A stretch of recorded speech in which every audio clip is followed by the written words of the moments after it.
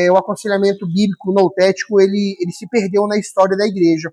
E a gente vai falar isso hoje. Semana que vem, a aula de hoje ela está muito conectada com a aula de amanhã, ok? De próxima terça. Por quê? Porque eu vou falar algumas coisas e vocês vão falar, mas por que isso? Por que aquilo? Semana que vem, o pastor Marcelo vai estar aqui falando pra gente sobre a questão da antropologia do homem. Quem é o homem? Então, assim, mais ou menos isso. E eu vou falar alguns termos aqui e aí vocês vão me ajudando, ok? Por exemplo, não precisa responder. O que é mente? O que é mente? O que é a mente? Né? E aí você fala, cara, o pastor André falou mente. O professor falou mente. E daqui a pouco eu vou falar assim, o que é coração? Aí, caramba, o coração. O que é o coração? É só o coração que a gente gosta de comer assado lá com um salzinho grosso? E o que é esse coração na Bíblia? O que ela fala desse coração? Aí eu vou falar para vocês espírito. E o que é espírito?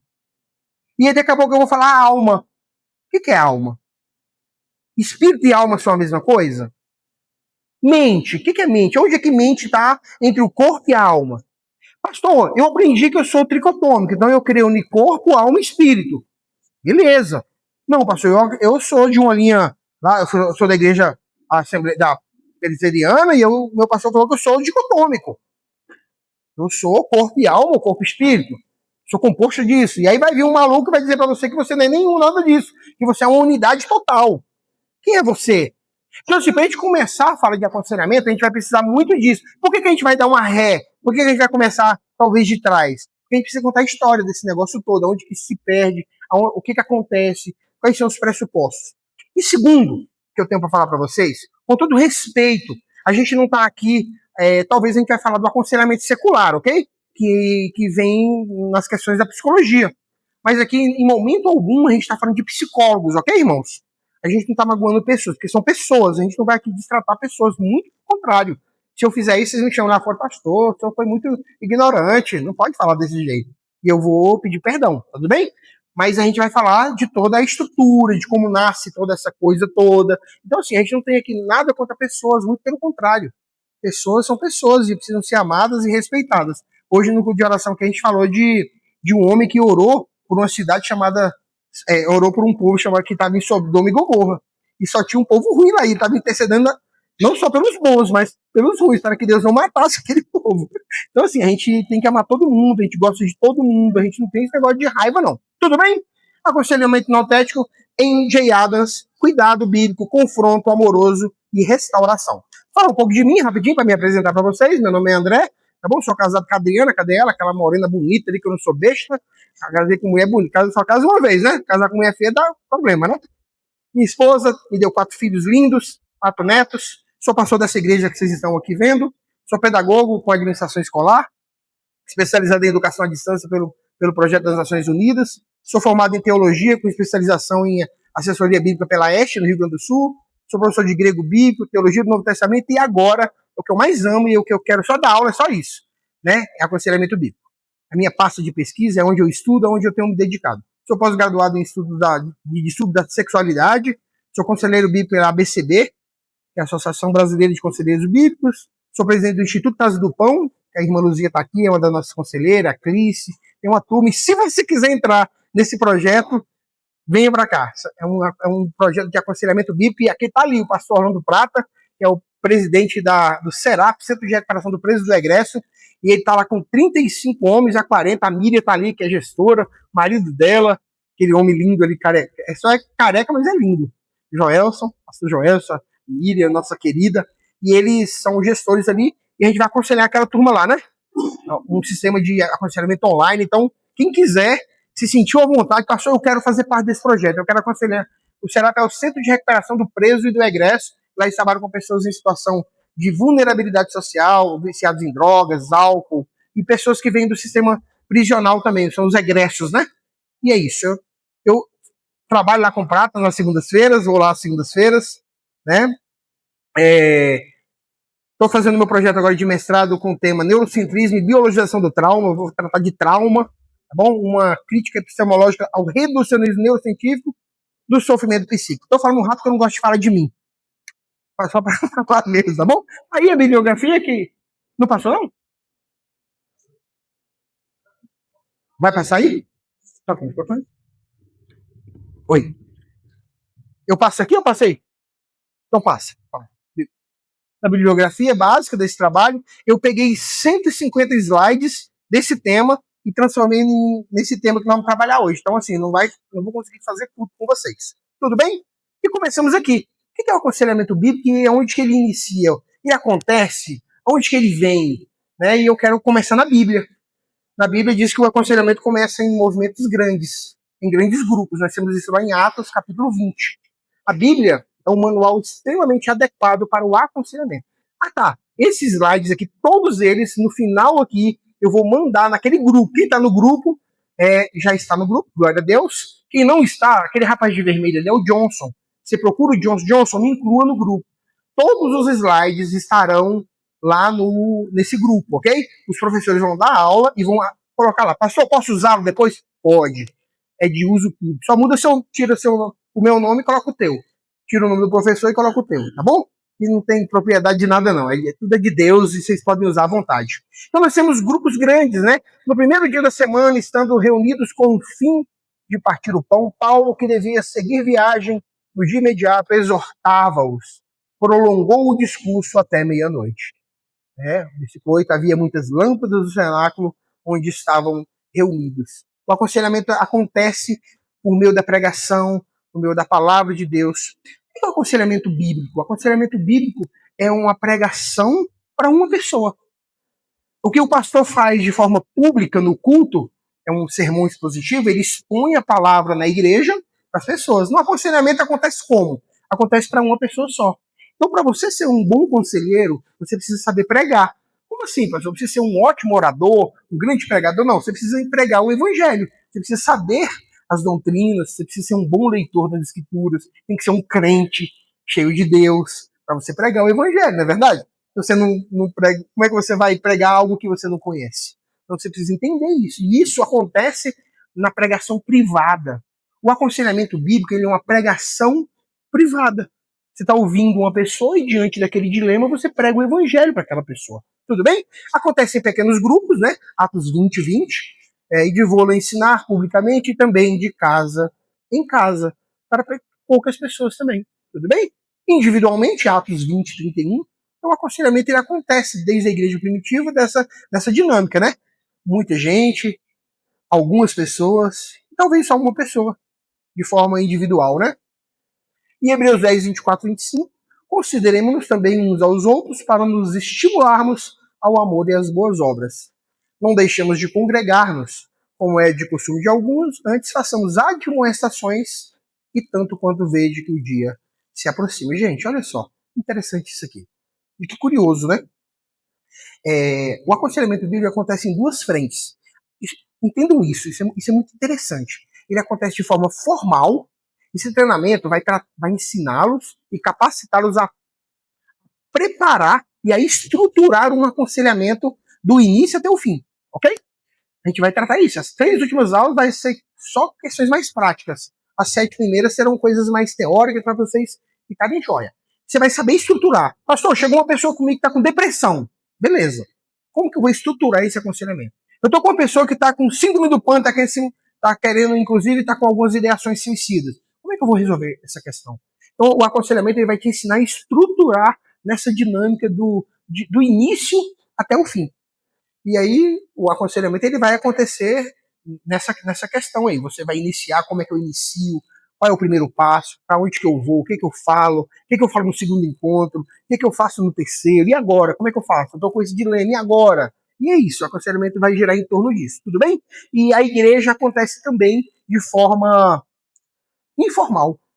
O aconselhamento ele acontece na formalidade, é nessa estrutura que a gente vai ensinar, mas também na mutualidade. E aí a igreja se perdeu, ok?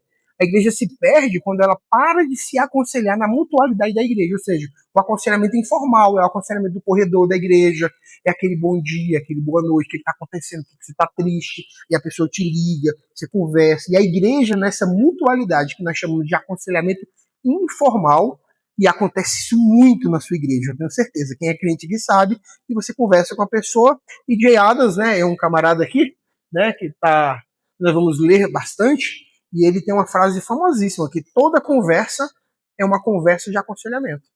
Então não se iludam. Nós estamos lendo pessoas e estamos sendo lidos por pessoas. Então esquece. Se você pensa que está falando e ninguém está te copiando, é um engano seu. Você está sendo totalmente copiado. E você também está lendo pessoas.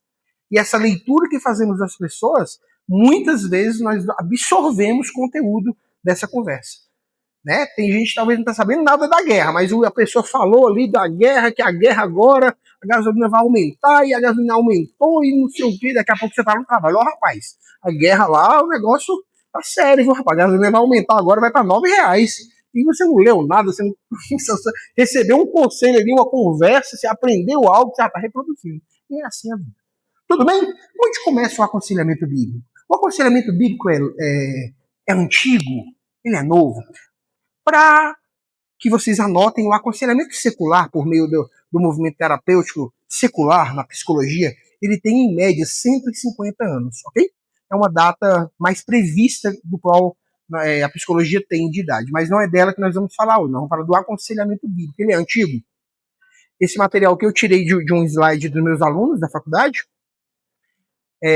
tratando da linha do tempo no aconselhamento. Eu vou ser muito rápido, porque a gente não tem muito tempo aqui, ok? Não está dando para ler, ok? Tenho certeza. Mas nós temos aqui o aconselhamento bíblico acontecendo desde o Jardim do Éden. Aconteceu? Aconteceu o aconselhamento do Jardim do Éden? Coma isso, não coma isso, vai até ali, não vai até cá, não vem aqui, vai ali, aquele fruto você pode comer, aquele você não pode. Isso é um conselho, não é? Um pai faz isso, quem é pai? Pai, não pode, não coloca o dedo nessa tomada. Isso é um conselho, ok? Caim, em Gênesis 4:7, quando ele é aconselhado pelo Senhor. Abraão, em Gênesis 12, versículo 1. Jétro, quando orienta ali Moisés acerca daquela questão que Moisés estava quase morrendo de tanto trabalhar, né? Aí Jétro chama Moisés e fala, rapaz, vem cá, tu vai morrer. Prepare homens para aconselhar em determinados grupos. Separe esses grupos em menores e vai subdividindo e você vai ficar mais tranquilo. Porque Moisés não estava dormindo mais, né? Ele acordava cedo e só dormia de noite aconselhando o povo, ia morrer. Não é verdade? Josué, capítulo 11, versículo 6. Sansão, no capítulo 14. Os profetas com orientações ali, eu separei esse 1 Samuel 12. Nós vemos ali em 2 Reis, o livro de Reis trata muito da idolatria dos reis de Israel, os que eram idólatras, que adoravam outros deuses, Azera, Baal, né? Enfim.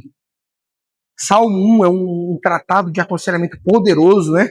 Qual é o Salmo 1? Quem sabe o Salmo 1 de cor aí? Quem é crente sabe. Quem sabe o Salmo 1 de cor, fale em voz alta para mim, por favor. Hã? Nossa. Todo mundo sabe, mas todo mundo tá com vergonha, né? Salmo 1.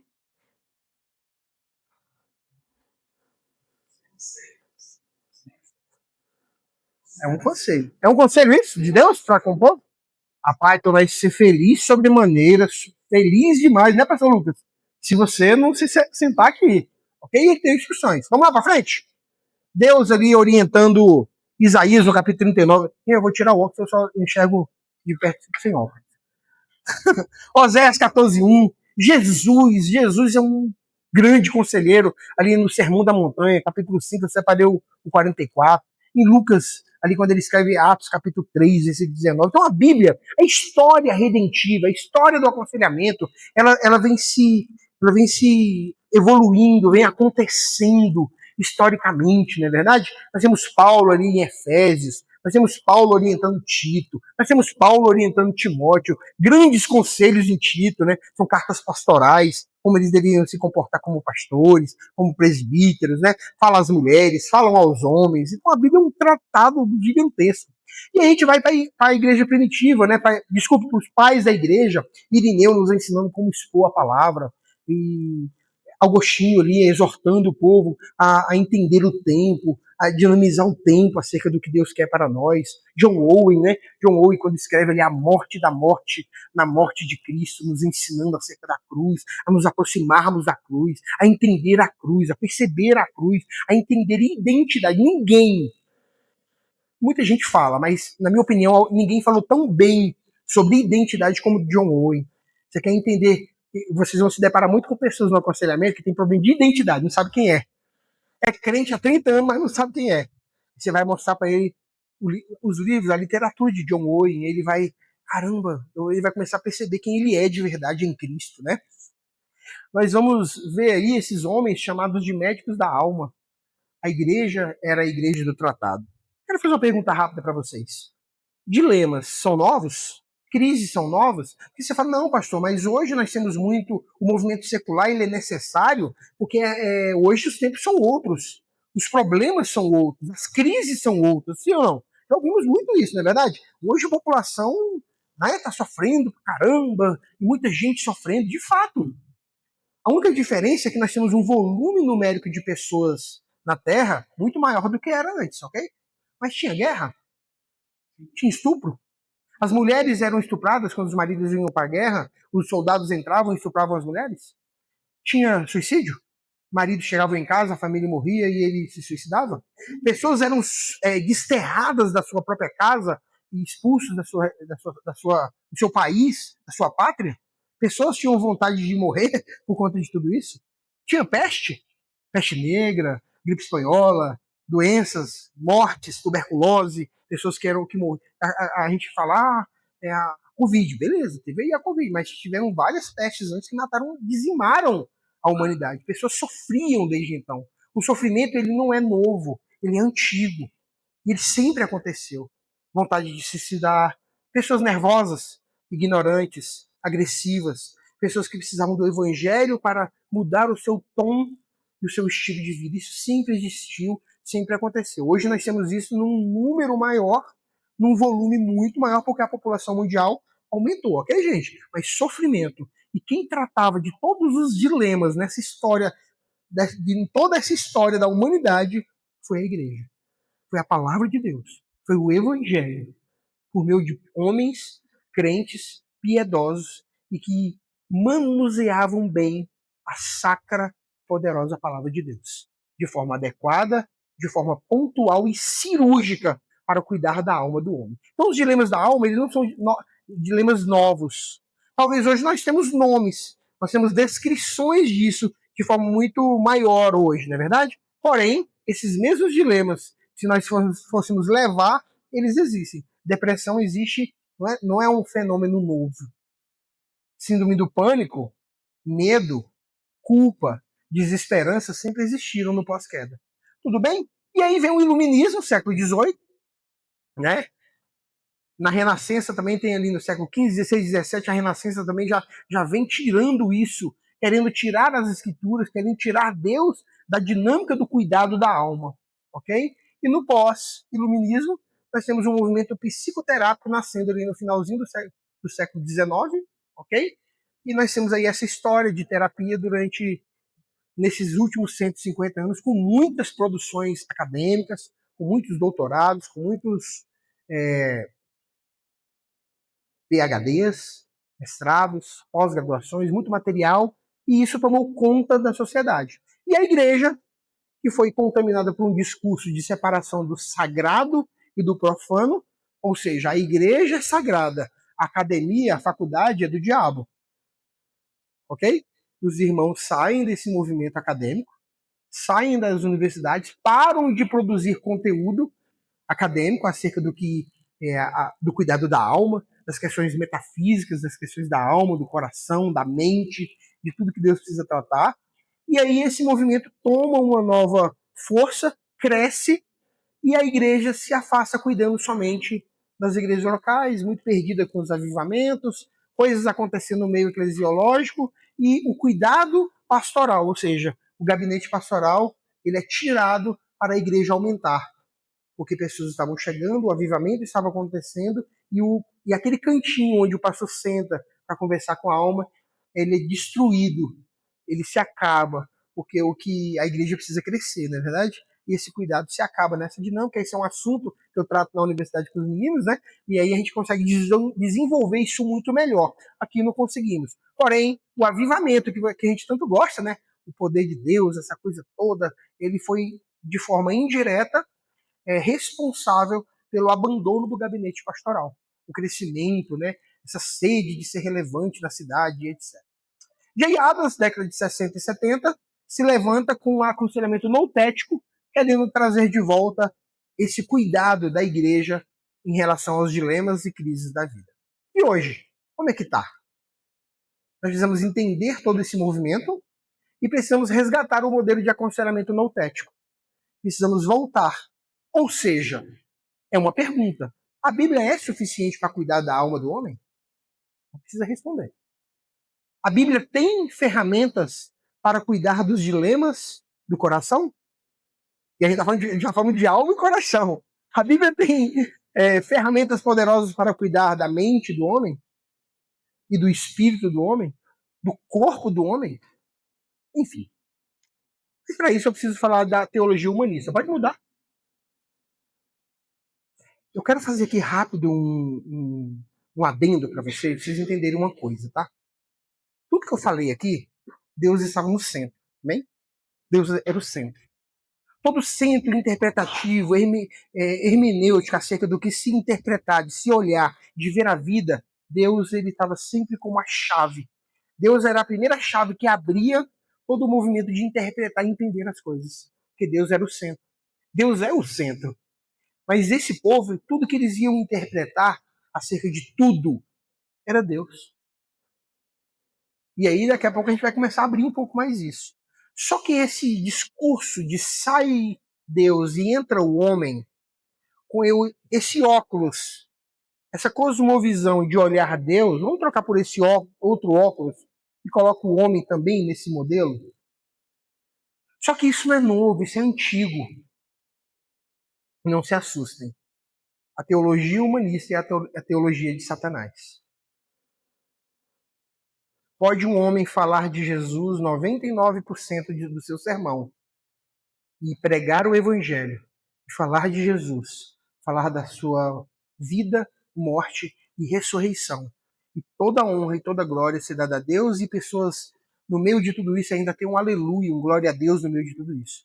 Mas aos 46 minutos, já na prorrogação, ele coloca o homem no centro. É como se ele colocasse uma gota de iodo dentro de um copo de água pura, cristalina. Ele acabou de contaminar aquela água.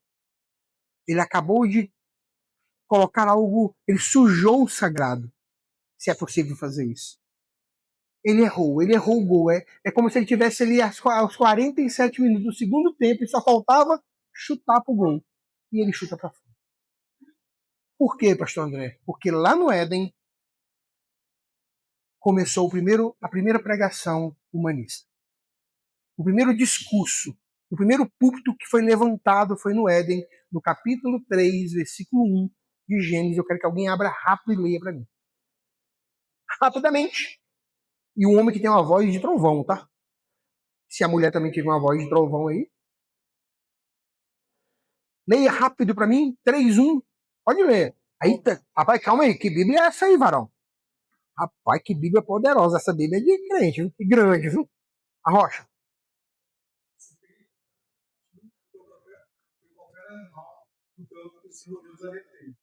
E ela disse à mulher: sim, Deus indicou comerei de toda a árvore do jardim. Pode ler. E a mulher disse a serpente: nós podemos comer do fruto das árvores do jardim, mas o fruto da árvore que está no meio do jardim, Deus disse: não comereis dele, nem tocareis para não morrer. Até o 3. 3, 3. 3, 2 e 3, 3? Isso. E o 3, 4 a gente vai ler agora. É isso que Deus falou para você? Se você não comer, você vai morrer? E aí a serpente começa a questionar Deus. Ela começa a questionar a revelação divina. Ela começa a querer tirar Deus do centro interpretativo, de um modelo obediente, de dependência a Deus, e quer levar ao homem a um movimento de independência. Certamente não morrerás. Versículo 4. Leia, meu filho.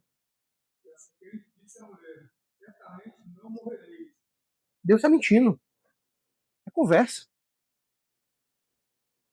O que ela fala? O que ela continua dizendo? Porque Deus sabe que no dia em que Deus fez, então vossos olhos serão abertos, e vós sereis como Deus, conhecendo bem e mal. O homem é colocado no centro. Se você comer, Deus está ligado. Deus não é bobo. Ele falou para você não comer, porque se você comer, você vai ser como ele, você vai ser como Deus, você vai ser o seu Deus. E se você é o Deus, o movimento humanista toma força nesse negócio. E quem sai? Deus. Então algo está errado. Então, se qualquer interpretação da vida, qualquer interpretação do homem, qualquer interpretação bíblica, como eu disse aqui de uma pregação, qualquer movimento que coloca o homem em alguma medida, pastor, não precisa ser uma grande medida, uma pequena medida, pode ser um milímetro de medida, pode ser metade de um milímetro. Não, não. Qualquer medida em que o homem esteja no modelo interpretativo, tirando Deus, o caldo entorna. A marmita azeda. Deus deixa de ter toda a glória. Deus não divide a glória dele com ninguém. Ele é santo, ele é poderoso, ele é pleno. Ele é o modelo, ele é o Deus do qual nós dependemos. Então, gente, essa palavra é muito linda, tá? Depender. Talvez ela tenha uma conotação meio complicada na pós-modernidade, né? Mas depender é o padrão de Deus. Depender de Deus é uma bênção. Ser independente é um problema. Todo movimento de independência, mãe, eu quero ser independente agora. Sai da minha cola. Pastor, eu vou abrir uma igreja agora, eu vou sair daqui, não estou curtindo mais essa igreja, vou abrir uma igreja agora, nós vamos ser uma igreja independente. Isso é um problema.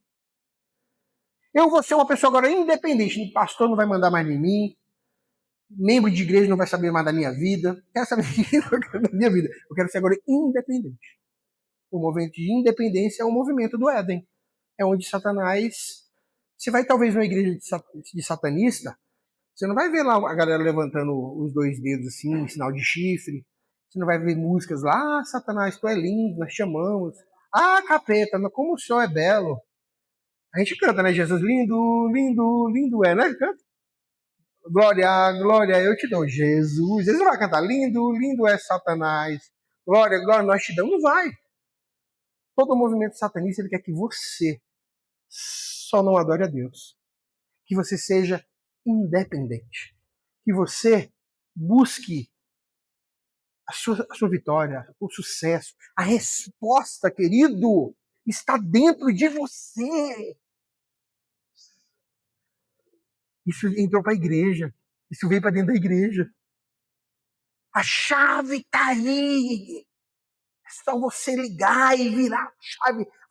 A resposta para a tua crise, para os seus dilemas, aleluia, está em você. Você só precisa identificar onde está. Aí pega aquele sermão lá da dracma perdida, né?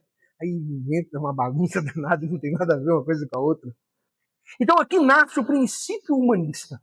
Autonomia humana no lugar de autoridade de Deus. Isso é satânico. Isso é diabólico, gente. Parece assustador. E é assustador de fato. Não no sentido meramente emocional, mas porque rejeita a autoridade de Deus. Promove a autonomia absoluta e substitui Deus pelo homem. Você é o Deus. Você é Deus. Sabia que no aconselhamento bíblico, vocês conselheiros, agora eu posso já chamar vocês de conselheiros, ok? Quem já é, vai ficar melhor ainda. Quem não é, vai se tornar. Conselheiros. Qual o Deus que vocês mais vão se deparar? Os ídolos que você vai. O ídolo que você mais vai se deparar no gabinete de aconselhamento bíblico. Essa é uma pergunta retórica. Autolatria. Pessoas autólatras. Eu me amo tanto que eu não consigo viver sem mim. Pisou no meu calo, eu viro o bicho. Minhas roupas, não mexo nas minhas coisas, não. Não, isso aqui é meu. Tudo é meu. O mundo gira em torno de mim. Eu sou o deusinho dessa quebrada. Eu sou o deusinho dessa casa. Tocou em mim, eu viro bicho. Você vai se deparar com pessoas usuárias de psicotrópicos, drogas, lícitas ou drogas ilícitas, e a única coisa que elas querem é sentir, sabe o quê? Escute isso. Alto prazer, autossatisfação, sabe? Talvez não é nem a maconha. Quem para de fumar maconha usa outra, vira comida. Serape, Pastor Prata é testemunho disso. O cara para de usar droga e vira glutão. O cara para de usar droga e começa a assistir pornografia. O cara para de usar droga e fica violento. E aí vai mudando, ele só muda o ídolo, muda os deuses. Sempre para quê? Para que ele continue sendo autônomo, o rei, o centro das atenções. Diante disso, a essência da teologia humanista, o homem é autossuficiente. Você é o cara. Aí tem gente que é o cara e diz ainda que bate a mão no bolso, meu Deus, é o meu dinheiro, rapaz. E aí vem um monte de deuses aí sendo adorados. O homem é essencialmente bom ou capaz de resolver seus próprios problemas sem a dependência de Deus. Essa é a essência. Você não precisa de Deus para nada. Você não precisa de igreja, você não precisa de família, você não precisa de amigos, você não precisa de marido, você não precisa de esposa, você não precisa de ninguém. Você é suficiente. Você é o cara. A verdade é humana, a verdade é determinada pelo próprio homem. Minhas regras, minhas leis, meu corpo, minhas regras. Não é verdade? O que eu falo tem que valer, o que se eu falar não valer, eu viro bicho, viro as costas e esbravejo por meio da razão, da experiência ou do conselho cultural. A solução está no homem. Os problemas humanos têm solução dentro do próprio ser humano. Gente, isso é do diabo. Isso é o que o diabo quer. É isso que o diabo gosta. É isso que o inferno, a festa no inferno, quando alguém adora o homem. Eu sei que quando um pecador se arrepende, a festa no céu, amém? No inferno, quando alguém adora o homem, a festa no inferno. Mais um está adorando o próprio homem. E nessa dinâmica, a Europa está se acabando. Nessa dinâmica, a apostasia europeia, se vocês forem na Europa hoje, aproveitem para ir agora, porque quem for daqui a 10 anos não vai mais encontrar aquela Europa gótica, linda, aquelas igrejas maravilhosas, que hoje elas estão sendo substituídas por templos, os templos estão sendo substituídos por pubs, né? Museus, se transformando em um monte de coisa, deixando de ser igreja. Por quê? Porque Deus sai da dinâmica interpretativa da vida e o homem começa a dirigir o carro e a conduzir a sua vida. E aí está o grande problema. Sem necessidade de redenção exterior. Em contraste com a Bíblia, a Escritura responde diretamente a cada afirmação humanista com uma verdade que orienta o homem para Deus. O aconselhamento bíblico redentivo, ele é... Quem já usou o Waze aqui, talvez tenha vindo de carro, usou o Waze. Ele recalcula a nossa rota. Nós estamos numa rota totalmente perdida, onde nós conduzimos a nossa caminhada, onde nós somos nossos deuses, onde nós somos os caras, onde nós fazemos tudo. E o que acontece? O Waze fala assim, recalculando a rota. Você está na rota errada, você errou o caminho. E a Bíblia vai te levar para o caminho certo. E o caminho é uma vida de dependência a Deus, uma vida de fé, uma vida de esperança, uma vida totalmente de joelhos a Deus. Pastor, como é que eu faço isso? Davi. Como é que Davi nos ensina a sermos homens dependentes de Deus? Ziglag é invadido, ok? Levam as mulheres, levam os despojos. Davi chega com seus valentes na cidade de Ziglag. O que aconteceu lá? Uma confusão danada. Uma briga, uma guerra, uma confusão. Culpa é sua, Davi! Levaram todas as nossas mulheres, levaram nossos filhos, levaram tudo em confusão, aquela guerra. Briga, e ele era o chefe. Davi, humanista, pega a sua espada. Gente, toma um gole d'água e vambora. Vamos resolver o problema. Vamos matar todo mundo. É isso que ele faz? Não. Ele vai para oração. E ele fala, Senhor, posso ir? Posso persegui-los? E ele emenda outra pergunta de dependência. Alcançá-los, hein? Aí o Senhor fala, certamente poderás ir. E certamente os alcançará. Davi prepara o seu exército debaixo da dependência, da ordenança e da ordem de Deus. E vai. E o resultado é, ele pega seu povo, traz as mulheres de volta, seu despojo e elimina aqueles inimigos de Deus. A resposta bíblica: o homem é pecador. Então nada que o movimento humanista manda fazer vai dar certo. Porque nós temos uma tendência gigantesca de dirigir mal. Se nós sabemos dirigir carros modernos, porque foram nos dados aí, glória a Deus por isso, por conta da inteligência humana, é um carro mecânico, glória a Deus. Mas existe um carro, que é o carro da vida, que é nos dado por Deus quando nós nascemos. Esse nós temos uma tendência de não saber dirigi-lo. E sempre temos a mania de bater nas paredes, comer a faixa, soltar a embreagem rápido, apagar o carro. É uma confusão danada, né? Porque nós somos pecadores. Não somos justos. Não há um justo sequer. Não há ninguém que faça o bem. Todos pecaram e destituídos são da glória de Deus. Colocar a resposta do dilema da alma na mão de um pecador, de um homem, é dar o botão da bomba atômica na mão de um bebê de 1 ano de idade. Vai dar ruim. Agora, se esse carro da vida, você entendeu que pilotá-lo é difícil e que tem um homem, o nome dele é Jesus Cristo de Nazaré, que veio, pisou nessa terra, viveu, morreu e ressuscitou, e ensinou o que é a vida.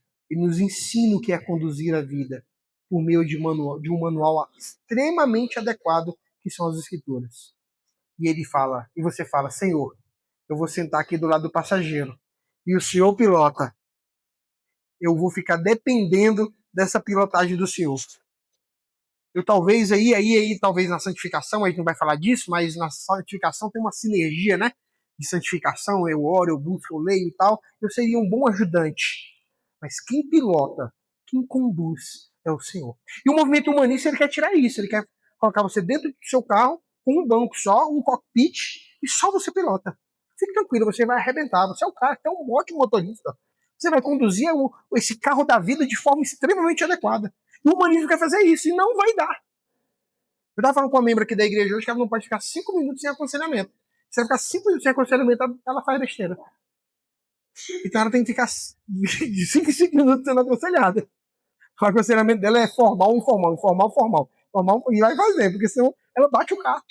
Ela bate o carro, não tem jeito. É assim a vida. E Deus vai nos dar pessoas desse jeito. Você conhece pessoas desse jeito. Que você tem que 24 horas. E aí, tá tudo bem? Tá tranquilo? Sempre me orientando, né, com a palavra de Deus. Ok? Então vamos lá. Deus define a verdade. João 17:17. A salvação vem de fora do homem, não vem de dentro do homem. Nós somos incapazes de nos salvar. Vide a história da redenção. Olha para Jacó, olha para Adão, olha para Adão, olha para Jacó, olha para os homens da Bíblia, olha para Samuel, olha para Elias, olha para Eliseu, olha para Malaquias, Sofonias, e para todos esses homens. Não conseguiram nem se salvar direito. Só teve um homem extremamente perfeito que nos ensina o que é o amor, o que é a vida, e ele é o salvador adequado. Ele é o remédio, e a salvação vem dele. A salvação não vem de dentro de nós. Nós não conseguimos, ninguém conseguiu. Foi necessário que Cristo Jesus viesse para fazer isso. E a evolução histórica dessa ideia. Filosofias já colocaram o homem no centro, né? Protágoras fala: o homem é a medida de todas as coisas. O Renascimento ali, que eu falei, século XIV, século XV, e com muita força no século XVI, redescoberta do valor humano com tendência crescente de deslocar Deus do centro da vida e do conhecimento. Então o homem ele sai, tira, o homem é mais ou menos assim, ele quer tirar Deus, sai daí Deus, que esse lugar agora é meu. E o iluminismo vem com isso com muita força. Consolidação e sistematização da ideia.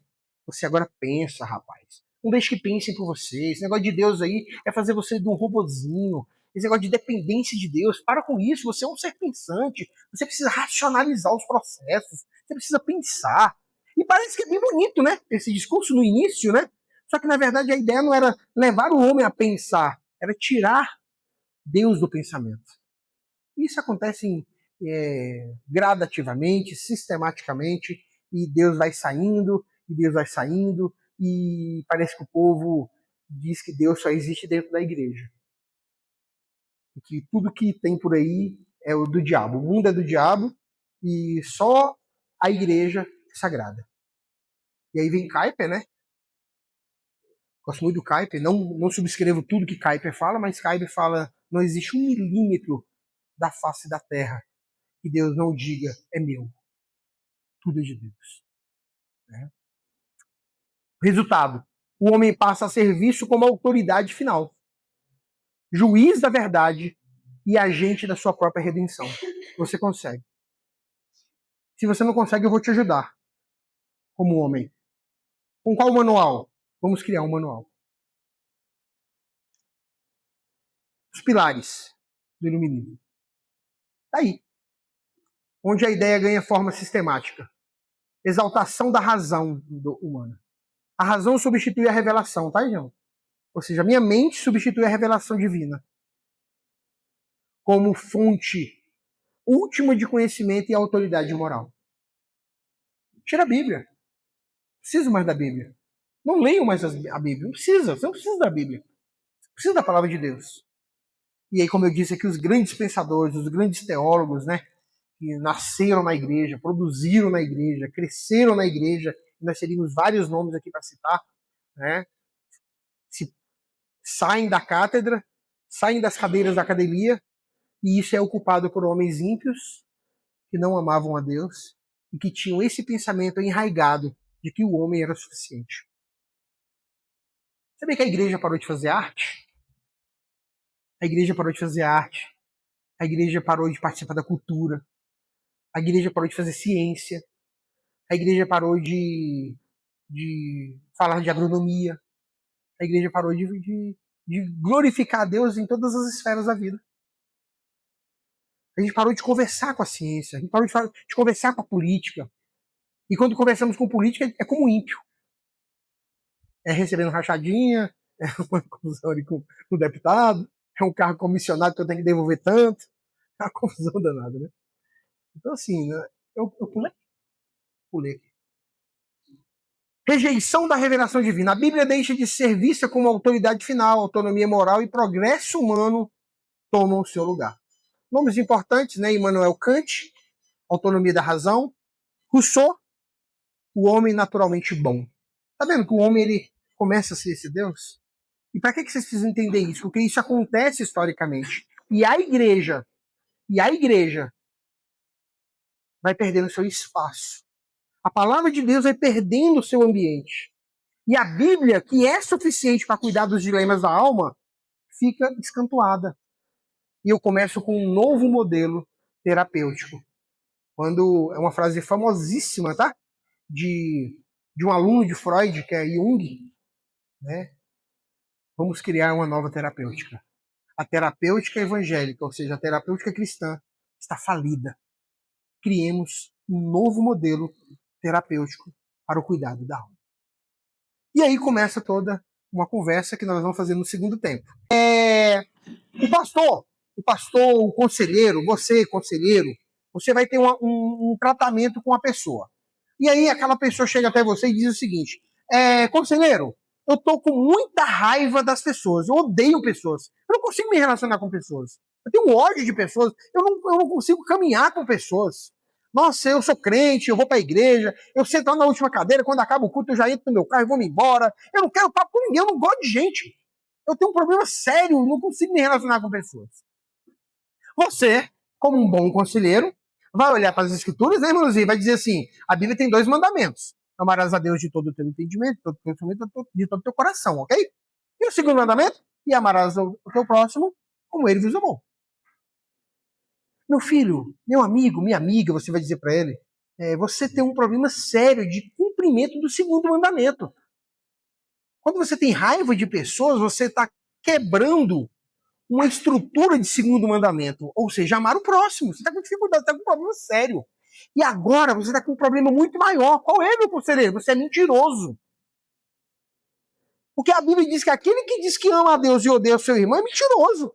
Aí João fala, você diz que ama a Deus que não vê e odeia teu irmão que não vê. Mas como é que você diz que ama a Deus e odeia seu irmão que vê? E os mentirosos são o quê? Filho de... Você tem outro problema, você é filho do diabo. Porque o diabo é o pai da mentira, pai de todo engano. Homicida desde o princípio. E você tá com outro problema terrível, meu filho. Qual é? Se com o teu pensamento odiar, você já matou, você é assassino. Você é um meliante. Você precisa ser preso na cadeia. Outro tipo de problema que esse camarada tem. Uma atitude inadequada, pecado, atitude inadequada, e aí vai. Nessa dinâmica flutuando. Aí o pastor Alisson fala isso pro membro dele lá. Aconselhou. Legal. Pastor Lucas, tem gente que pastor aqui, pastor Prata, um monte de homem de Deus aqui. Rapaz, amanhã tem terapia. Na terapia, eu vou contar todo esse dilema e eu vou ser diagnosticado com transtorno bipolar. Que não é necessariamente isso, tá? O transtorno bipolar tem outras implicações. E eu vou ser diagnosticado, sei lá, com qualquer tipo de transtorno. E o pastor e o conselheiro tá ali 1 hora, 2 horas, 1 semana, 2 semanas. E essa pessoa não consegue melhorar. E esse camarada é encaminhado para um psiquiatra. E o psiquiatra vai dizer para esse camarada, diante do DSM, que é a Bíblia do movimento secular de aconselhamento, ele vai olhar, vai fazer o casamento do transtorno com a medicação que se toma, e essa pessoa vai começar a tomar uma medicação. E essa situação vai melhorar, sim ou não? Claro que vai melhorar. A mente ficará embotada. Eu vou ficar de boa, vou ficar relaxado, mas o homem, o pecador, aquele valente, que não é o valente de Davi, tá lá, guardadinho, tá amortecido, tá estabilizado, né? Usa-se muito essa frase, mas ele tá lá. A raiz do problema não foi resolvida. A atitude inadequada precisa de arrependimento, porque ela é externa, a resposta não tá dentro, tá fora, a resposta é em Cristo, um padrão perfeito de como amar. O que é amor? O que é amor? Qual é o conceito de amor? Qual é a definição de amor? O que é esperança? O que é cuidar do outro? O que é vida? Todas essas respostas estão na cruz. Uma pessoa. A resposta para esses dilemas é uma pessoa. Não é um conceito. É Jesus. Só que nós temos uma competição, os pastores, os conselheiros. Não se assustem, essa competição é terrível. Criança! Birrenta! Menino vem para a igreja, se joga no chão, grita, dá chute na canela do pastor, o obreiro vai pegar, ele cospe na cara do obreiro, faz xixi na piscina do batismo. O menino é igual o capeta em forma de guri lá que o Gurgulu Iê falava lá, né? Conheci o capeta em forma de guri. É um menino danado, bagunceiro, birreta, arrumado de confusão, se joga no chão e você fala, rapaz, esse menino precisa de limites, ele precisa de discipulado, precisa de culto doméstico, esse menino precisa de Jesus, precisa do evangelho, da pregação, precisa de limites, disciplina bíblica. E aí você cria todo um projeto, né? Aí o pai vai no movimento secularizado e essa criança vai ser diagnosticada com transtorno obsessivo desafiador, TOD. Isso é um problema. Pecado, disfunção. Transição da culpa moral para um diagnóstico psicológico. Categorizar, descrever comportamento, mas dizer que esse comportamento, da onde ele vem, é que está o problema. Onde está o problema? Arrependimento ou a pessoa tem que se autoaceitar? Aceita que dói menos. Foco na autoestima em vez de mudança moral. Foco no diagnóstico. Chega no trabalho amanhã, o seu chefe fala assim, rapaz, não tô a fim de trabalhar hoje não, porque eu tô muito triste. Isso aqui é a pós-modernidade, tá, gente? Entendam isso. O seu chefe vai olhar pra você, cria vergonha, pai, te alegra. Sacode a poeira e dá a volta por cima, bora, deixa de frescura. Mas se você chegar lá dizendo que você está com depressão, inclusive diagnosticada, ele vai falar, vixe, e talvez você pode até dar um atestado por conta disso. E aí precisa pensar sobre essas questões. O que eu prefiro? Mudar comportamentos, mudar mente, carregar, andar uma escadaria que é lenta e demorada dia após dia, ou tomar um psicotrópico que vai me jogar lá para a ponta da escada? Mas o problema está lá. Onde está a raiz? Qual o ídolo? Qual o ídolo que precisa ser tratado? Qual é o dilema? Qual é a crise? O diagnóstico de J. Adams afirma que o problema central do homem não é a falta de autoestima, mas rebelião contra Deus. Isso é J. Adams. Qual é a raiz do problema? O aconselhamento secular adota premissas humanistas ao trocar categorias bíblicas por categorias psicológicas autônomas. O aconselhamento notético que nós tratamos rejeita a autonomia humana e ancora a cura da palavra na graça de Cristo.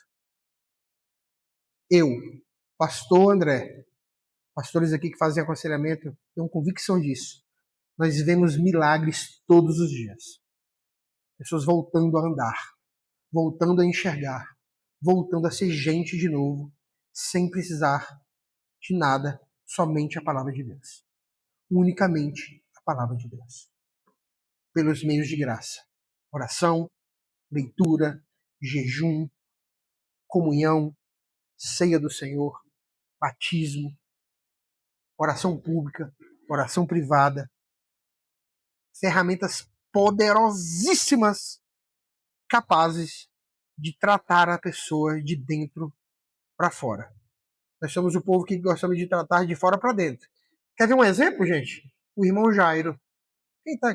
Quem é que já está tomando o irmão Jairo? O irmão Jairo. Irmão Jairo, né? É o irmão Jairo. O irmão Jairo está dando uma resposta de fora para dentro para a glutonaria. Eu não dou conta, gente. Eu tô fraco, eu não dou conta. Dá 18 horas, eu viro um leão. Eu quero comer todos os pastéis do Brasil, lasanha. Eu fui um bicho doido. Mas o irmão Jairo tá me dando uma força. E ele aplica lá, né? E ele vai te tirar fome. Você não vai querer comer, não é verdade? Mas o bichão tá lá, tá? E essa história se repete, tá? Vem com subvitamina, droga. A pastora Miriam, ela é farmacêutica, né? É química, né? Quantas drogas? Subtramina, tantas drogas que vieram, que tirava a fome e fizeram muito sucesso, vendia, né? Depois é proibido, não sei o quê, papapá. Esse é só mais um, gente. Isso é igual pirâmide. A pirâmide acabou agora, mas fica tranquilo, daqui a um tempo volta de novo a pirâmide aí, né? Com marketing multinível e enganando todo mundo de novo. E aí vai mudando, não muda nada. O nosso problema está dentro. Guloso, gulosa. A pessoa precisa tratar essa gulodice. E isso tá lá no coração. O pastor Marcelo, semana que vem, vai falar para vocês o que é coração, tá? Vai falar o que é alma, o que é espírito, o que é mente, o que é cabeça, o que é coração, o que é pé, o que é mão, o que a mão faz, por que a mão faz, o que o pé faz, por que a mente vai, por que a mente não vai, por que a mente fica. Tem até uma guerra aí, não tem uma guerra teológica aí agora aí, de um pastor muito famoso com outro pastor muito famoso, que diz que o pecado não acontece no pensamento, não.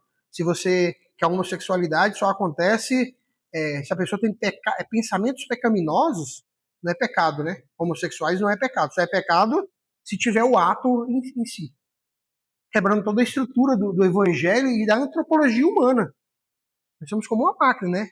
Então, eu vou dar só uma colherzinha de chá para vocês. A mente é subproduto do coração, tá? O coração é a sua alma. Ou o seu espírito. Os termos são intercambiáveis lá na Bíblia. Então, o Marcelo vai explicar muito direitinho para vocês. Então, meu coração, que é pecaminoso, contaminado ainda pela queda, embora redimido, mas ainda não completamente, ou seja, já e ainda não, eu tenho os pensamentos ainda, né? Minha carne, né? Esse coração, esse meu coração pecaminoso lutando contra o meu, né? Contra o Espírito de Deus que habita em mim. E aí eu vou lá, penso, e aí minha mente explode pro meu cérebro. E aí o meu cérebro faz. Aí eu pego, aí eu toco. Começou aonde? Coração, na mente, o psique.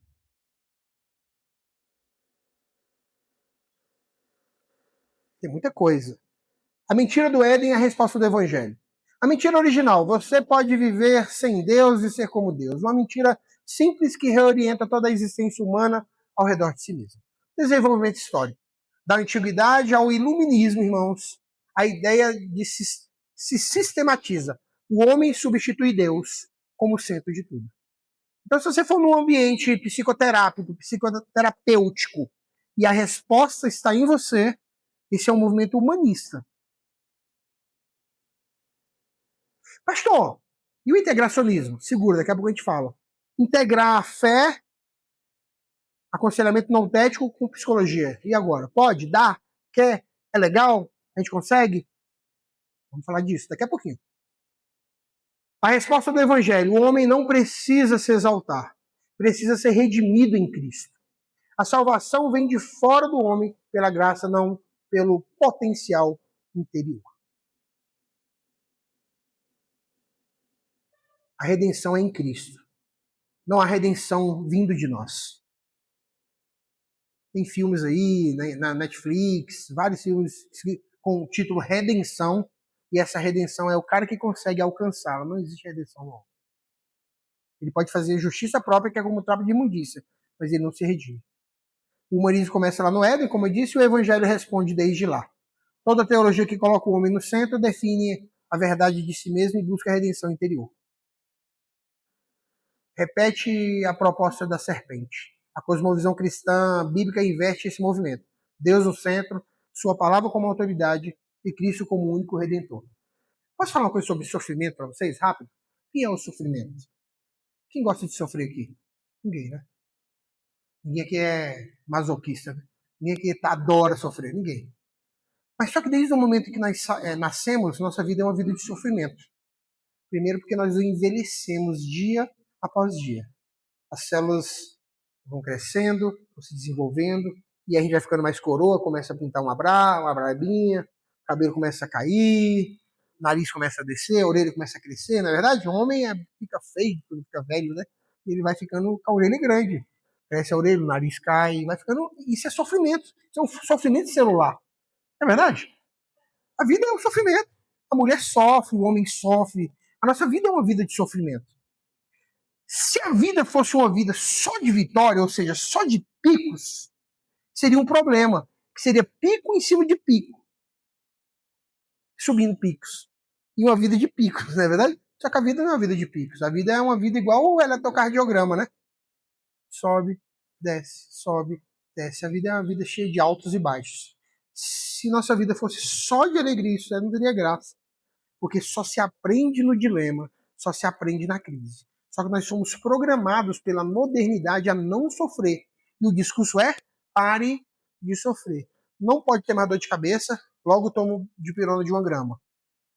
Eu não posso ter uma dor de cabeça, porque eu não posso nem pensar. Será que foi que eu trabalhei demais? Será que eu peguei sol? Será que foi porque eu pensei muito, eu li muito, forcei muitas vezes? Será que eu tô com fome e tô com essa dor de cabeça? Qual é a causa dessa dor de cabeça? Não, eu não posso sofrer. Tomo logo um remédio. Eu não posso sofrer, eu não posso ficar triste. Porque se eu ficar triste, tá errado, eu não posso sofrer. O que eu faço? Tomo uma medicação para não ficar triste. Um ansiolítico. Só que isso é um problema muito sério, porque a vida, em grande medida, né, nem pequena nem média medida, será uma vida que nós teremos dilemas.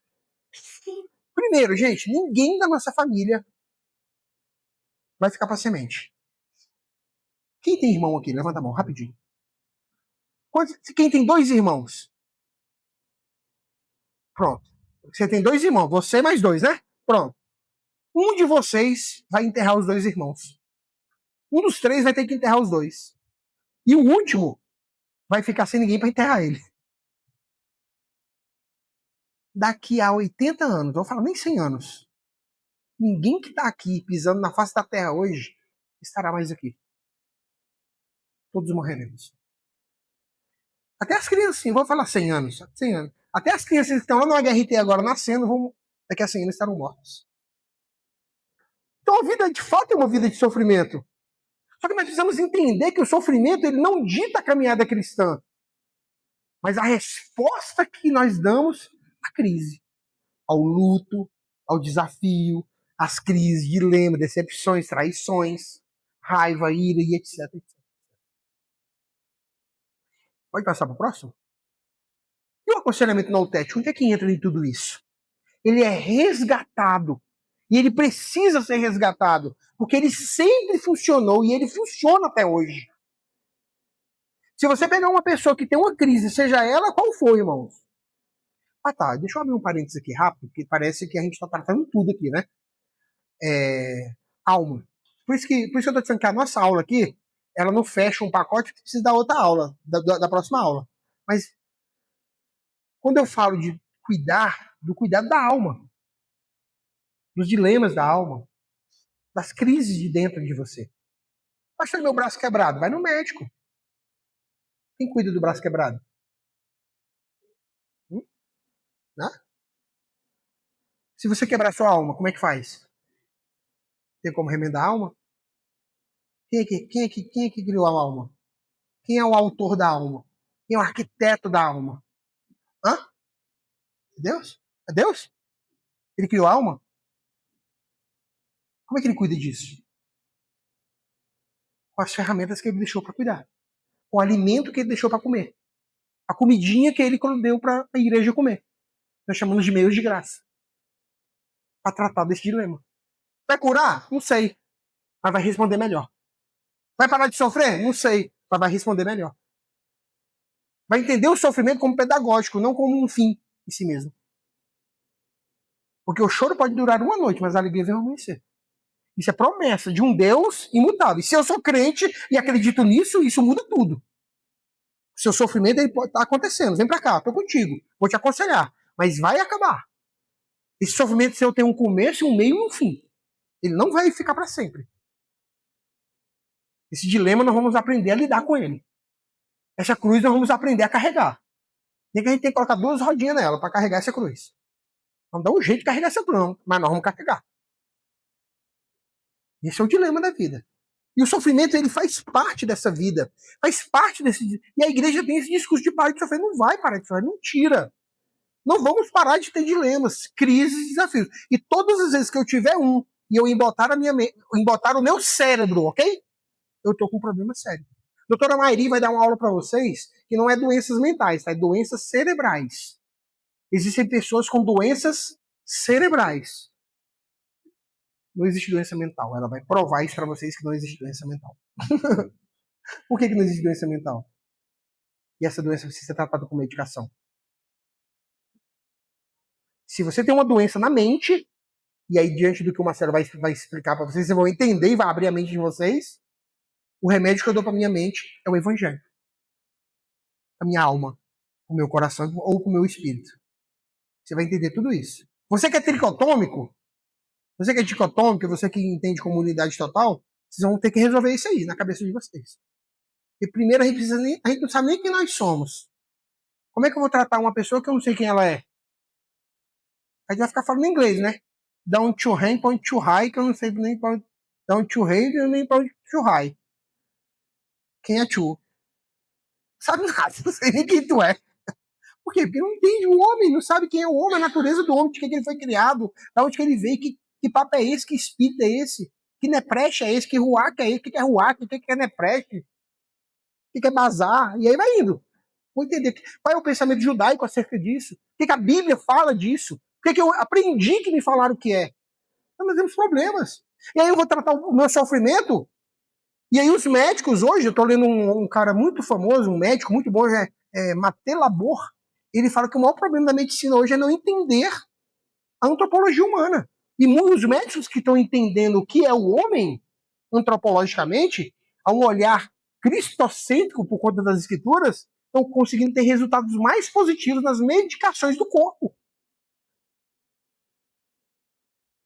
Porque se diagnostica comportamentos e dá remédio para comportamento. Mas comportamento é hoje de um jeito, amanhã muda.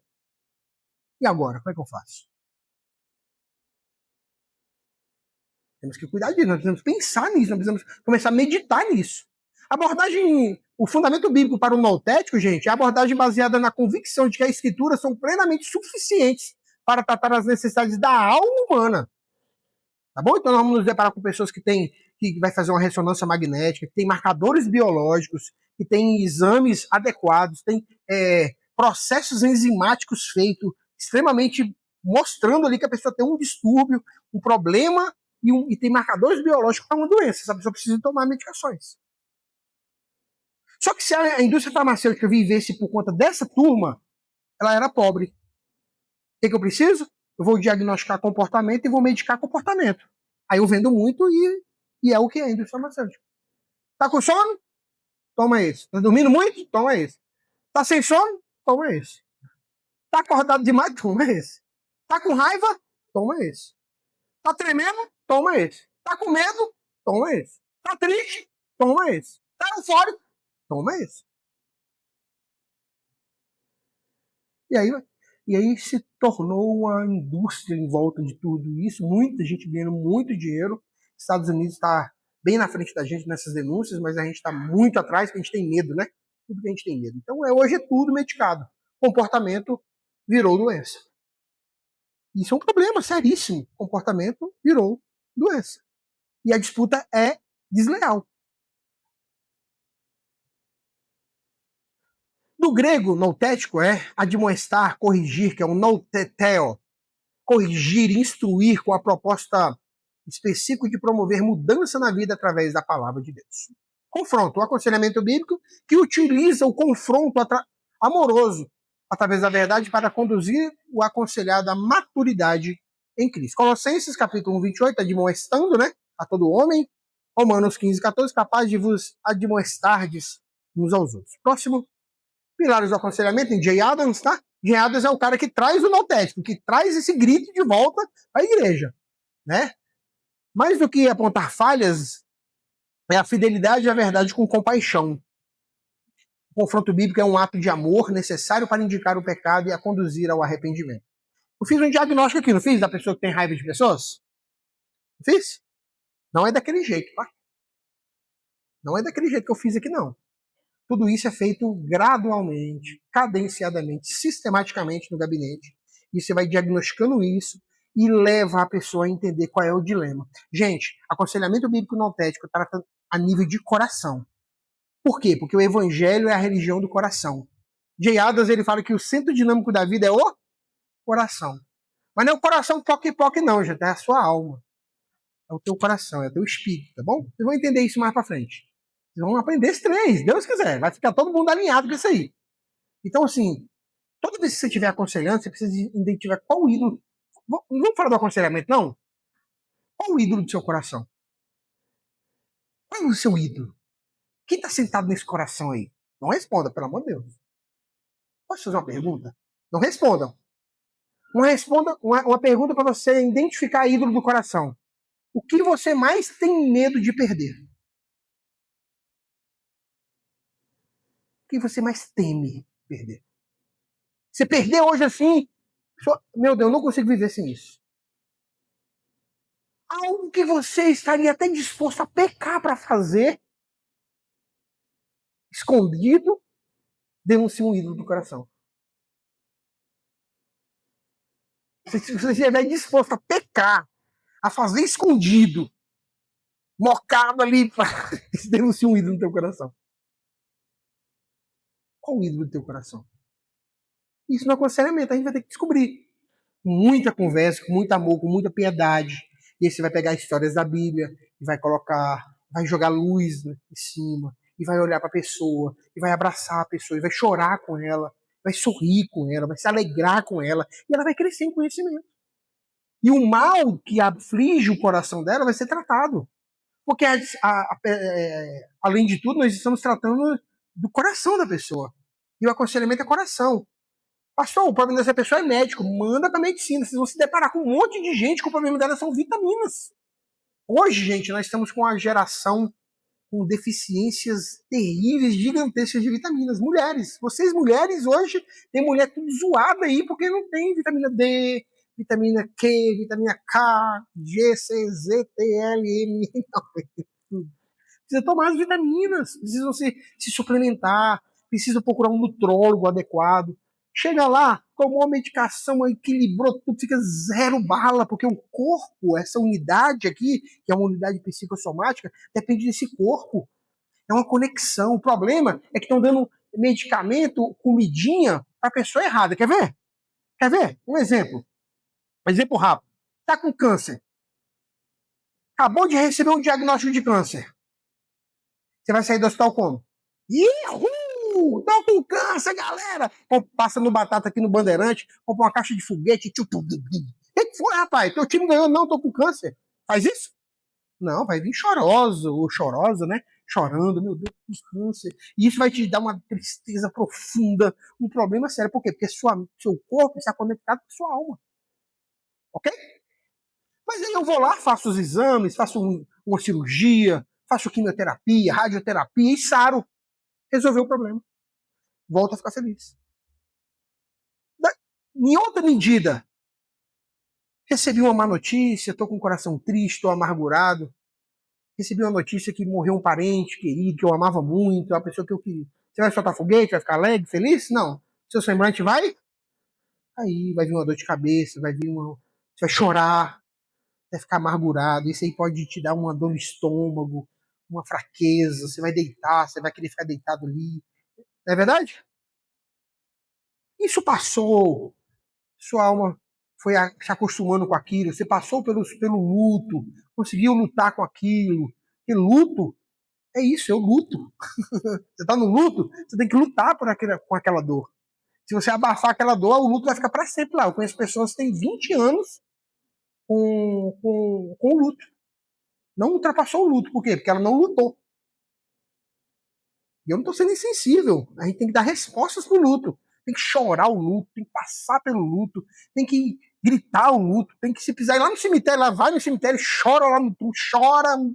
Se precisar derramar todas as lágrimas do teu corpo, chore. Mas passe pelo luto. Você embotar a sua mente, esconder o luto, se ir lá pro cantinho e meter remédio, drogas, para passar pelo luto, para dormir. Foi 2 noites sem dormir? 2 noites sem dormir. Eu quero passar pelo luto, eu vou lutar com o luto. Você vai sair lá do outro lado, mais maduro, mais resistente, saudoso. Vai ficar só pelo luto. Porque a vida é isso. Porém, você vai sair do outro lado. Não precisou tomar nada. Ou seja, o meu corpo influencia a minha alma. E a minha alma influencia meu corpo. Meu corpo está doente? Remédio para ele. Minha alma está doente? Remédio para minha alma. Mas qual é o remédio da alma? Palavra. O evangelho. Tá vendo, gente? O problema é que a gente tá trocando os remédios tudo. E tá misturando tudo. Pra tudo a gente dá um remédio. E não precisa. Não tem necessidade. A não ser que isso tenha algum marcador biológico para essa questão. E isso aí um médico, um bom neurocientista vai fazer isso. Um bom nutrólogo vai fazer isso. E aí a gente trata nessa categoria, nesse nível. Ele não está aqui ridicularizando a psiquiatria, muito pelo contrário, com grandes psiquiatras, grandes homens de Deus. Grandes psiquiatras que nem são homens de Deus, mas são grandes psiquiatras. Você vai chegar lá e falar assim, eu estou há 3 dias sem dormir, tô isso, tô aquilo, tô aquilo. E em vez de mandar um remédio para você, sabe o que ele vai fazer? Olha lá, meu irmão, quero uma bateria de exame de sangue, vai no neuro, vai no nutrólogo e vai mandar uma lista desse tamanho de exame para você fazer antes de te diagnosticar. Mas, infelizmente, como todas as profissões, temos maus profissionais, você fala, logo te diagnostico. Isso é um problema. Pula aí. Pulou? A Bíblia como base, as escrituras revelam a verdadeira causa de nossas lutas, o pecado. A Bíblia aponta para a suficiência de Cristo, que diz respeito à vida e à piedade. A direção prática é a palavra de Deus, que oferece mandamentos claros a princípios aplicáveis e capacidade plena. E por último aí, transformação espiritual, por favor. Pronto. O alvo é a maturidade, não apenas o alívio. Tá bom, gente? Gente, eu não estou aqui batendo um martelo e nem estou aqui querendo arrumar guerra com ninguém. Mas eu só quero que vocês comecem a pensar sobre isso. Essa pessoa precisa de quê? O que eu preciso? Vamos falar de nós.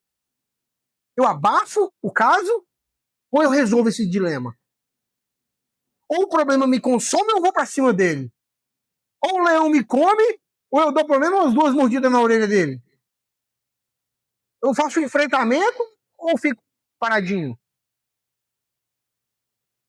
O alvo é a maturidade, não apenas o alívio. A pós-modernidade quer aliviar a sua dor. Não quer resolver o seu problema. E nós precisamos ir à raiz do problema. Romanos 8:29 diz: nosso propósito supremo é que o aconselhante seja transformado à imagem de Cristo, né, como está lá em Romanos 8:29. Apresentar um homem maduro. Colossenses 1:28, a meta do aconselhamento noutético é apresentar cada pessoa completa e madura em Cristo. Ou seja, o foco é a transformação progressiva e visível da vida, indo além do simples alívio emocional momentâneo. Vamos parar de ficar jogando sujeira para debaixo do tapete. Não resolver problemas é jogar sujeira para debaixo do tapete. Aí beleza. Acabou. De novo. Depois. Uma hora você vai levantar esse tapete, tá com tanto lixo lá dentro, que não vai conseguir resolver nunca. Então nós precisamos tratar o coração, resolver o coração no aconselhamento. Gente, a Bíblia é o manual adequado. Deus é poderoso. O mesmo Deus de Israel que curou, que levantou, que fez milagres, que criou uma arca, que mandou 40 dias de chuva, que destronou reis, que fez e aprontou e continua, é o mesmo que continua hoje fazendo, pintando 7. Nosso Deus pinta 7. Ele é barra pesada, ele é fera, ele é top. Ele é um Deus presente, relacional, maravilhoso. Meu objetivo hoje era que vocês pensassem acerca desse dentro e fora. E principalmente do humanismo. Se vocês forem em algum lugar onde o humanismo, em alguma micromedida, é aplicado, cuidado. Deus não está ali. E eu provei aqui hoje, historicamente, que o humanismo é uma corrente que não glorifica a Deus em nada. Quando o homem está no centro, sempre vai dar ruim. Tudo bem? Passei aí, gente, 13 minutos, quero pedir perdão, tá bom? Mas vamos levantar, vamos orar, e aí a gente volta terça-feira que vem, às 8 horas, em ponto, com o pastor Marcelo Amorim. Eu quero dar a oportunidade só de uma pergunta, se alguém tiver algum questionamento, alguma dúvida, e eu respondo. A gente ora, se alguém quiser levantar, pastor, isso, a gente tenta responder. Se não der, eu passo por Guilherme Bran responder, que é um especialista da área. Vamos orar? Pai, muito obrigado por esse momento, pelos amigos, pela igreja do Senhor que esteve aqui. Eu acredito que hoje nós aprendemos bastante, que nós entendemos muita coisa, e que o Senhor foi glorificado aqui, no meio dessa aula.